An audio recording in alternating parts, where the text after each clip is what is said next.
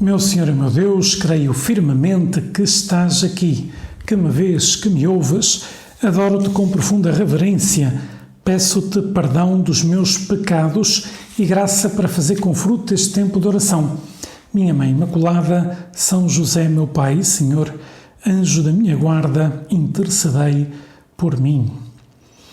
E cá estamos nós, nestes 10 minutos com Jesus, procurando falar contigo, Jesus, sobre, partindo desta passagem do Evangelho que a Igreja nos propõe na missa de hoje, que é retirada do capítulo 12 de São Mateus e que diz que os fariseus reuniram-se em conselho contra Jesus para o fazerem desaparecer, não é? Por uma questão de inveja, por uma questão de soberba, de não querer ouvir a mensagem do Senhor, pois os fariseus posicionam-se contra, não é, o Senhor. E Jesus, sabendo disso, retira-se dali e continua a cumprir, não é, a sua missão.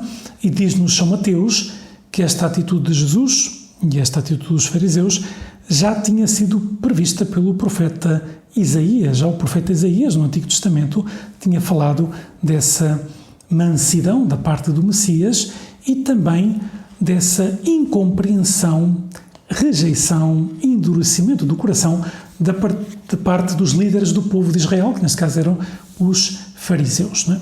Então, Jesus sabe, não é? Aliás, sabe que isto iria acontecer, né? Já estava previsto no Antigo Testamento. Claro que Jesus sofre com esta rejeição, Jesus, e nem todos os fariseus rejeitaram, né, pois a mensagem de Cristo, mas podemos dizer que sim, que a maioria, né, deixou-se endurecer o coração, rejeitou. E Jesus não se surpreende porque conhece o coração humano e sabe que o coração humano está inclinado para o mal e às vezes quando as pessoas estão postas em autoridade, se não lutam por ser humildes, depois acabam por deixar-se cegar também pelo orgulho, né? E por isso Jesus não se surpreende, Jesus conhece o coração das pessoas, conhece o coração de cada um de nós, não se surpreende com as nossas fragilidades, mas nos pede que sejamos humildes, né? Que abramos o coração à sua mensagem, né? Porque o único que de facto pode cegar o coração é precisamente o orgulho, não é? E Jesus avança com determinação para cumprir a vontade do Pai. Isto que diz o profeta Isaías no capítulo 42 do profeta Isaías, que é citado precisamente por São Mateus nesta passagem do Evangelho. Sobre ele farei repousar o meu espírito para que anuncie a justiça às nações, não discutirá, nem clamará, nem se fará ouvir a sua voz nas praças, não quebrará a cana já fendida, nem apagará a torcida que ainda fumega, enquanto não levar a justiça à vitória. E as nações colocarão a esperança no seu nome. São palavras de Isaías, do Antigo Testamento, que Mateus, ao relatar esta passagem do Evangelho, pois vê como cumprida esta profecia de Isaías. Pois, agora, nesta nossa oração, pedimos, Jesus, também nós te pedimos que não nos deixemos retrair pela rejeição de ti por parte de tantos, não é? Aliás, Jesus disse, se vos desprezam a vós, sabeis que antes me desprezaram a mim, né?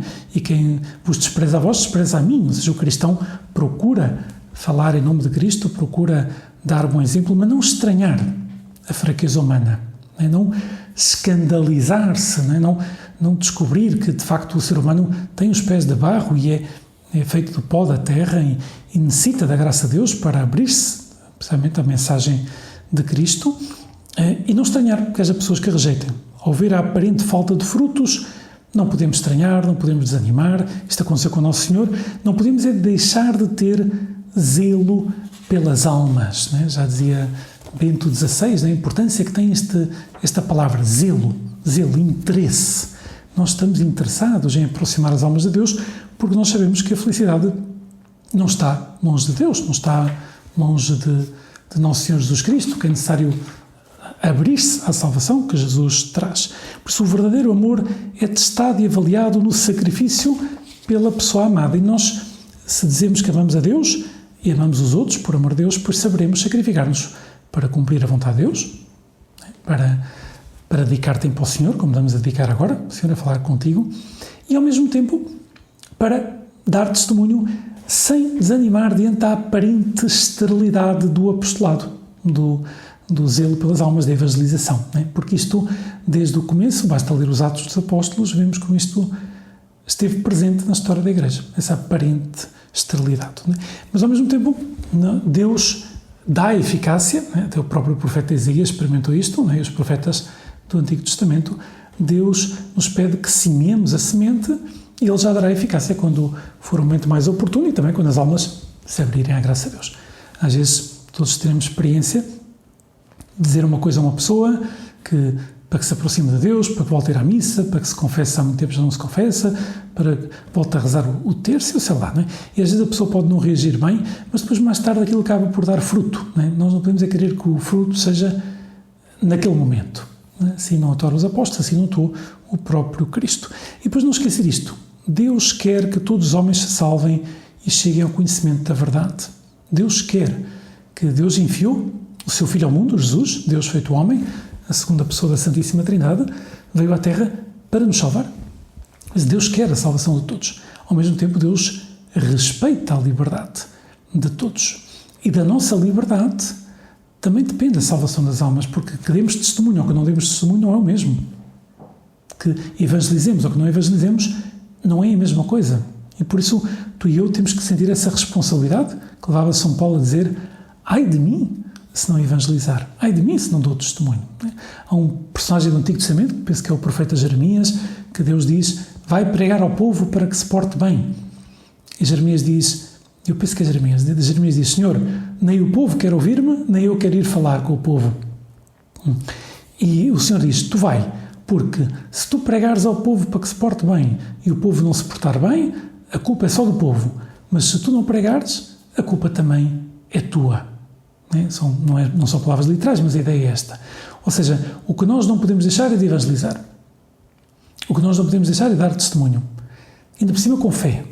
Não sendo como aquela criança que deita uma semente à terra, rega um bocadinho e já no dia seguinte espera encontrar uma árvore. Pois não é assim que as coisas funcionam na natureza e também não é assim que as coisas funcionam na evangelização.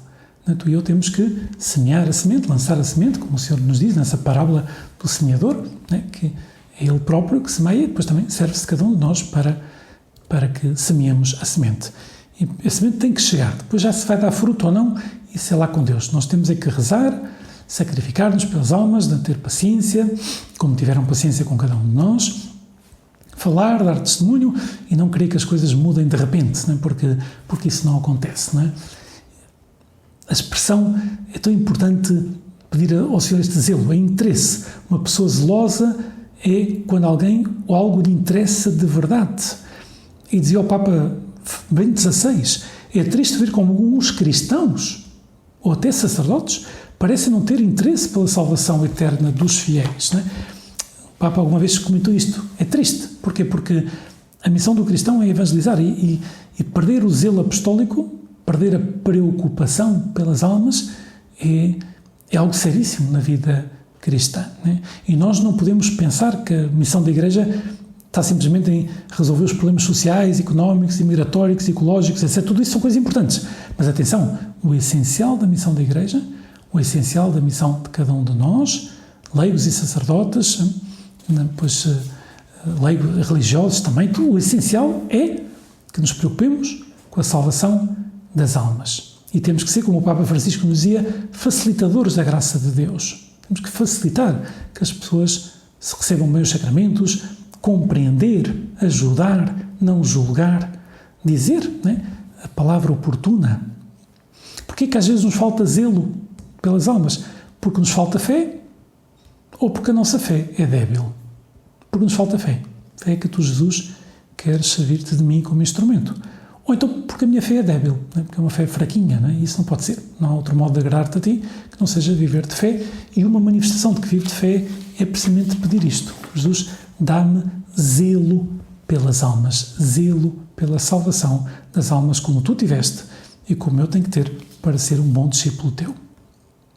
Dou-te graças, meu Deus, pelos bons propósitos, afetos e inspirações que me comunicaste nesta meditação.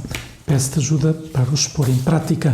Minha Mãe Imaculada, São José, meu Pai e Senhor, anjo da minha guarda, intercedei por mim.